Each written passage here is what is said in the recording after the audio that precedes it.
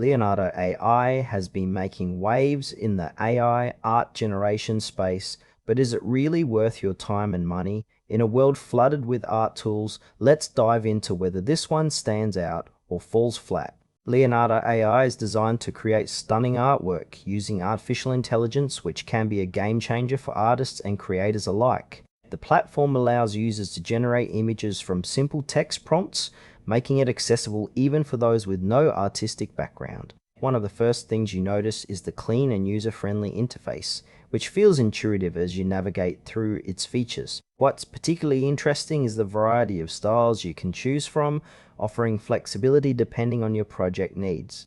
Whether you're looking for something realistic or more abstract, Leonardo AI seems to cater to a wide audience. However, while it does provide a solid range of options, there's a noticeable lack of detailed tutorials or community support.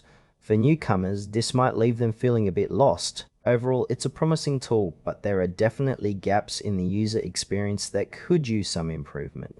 Let's break down the pros and cons. On the plus side, Leonardo AI generates impressive artwork quickly, which is a major plus for busy creators. The variety of styles is also a strong point, allowing for quite a bit of creativity. However, there are some drawbacks. The lack of comprehensive tutorials may frustrate users who are new to AI art generation. Additionally, some users have expressed concerns about the pricing structure, particularly if you plan to use it frequently. It might not feel justifiable for casual users. If you're someone who loves experimenting with AI art, you might find it worthwhile. But for those who want a more guided experience or are on a budget, exploring alternatives might be a better option.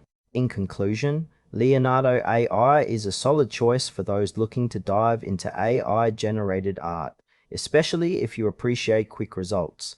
However, the lack of support and potentially high costs could be a turn-off for some. If you're curious, it's worth trying, but keep your options open if you need more guidance.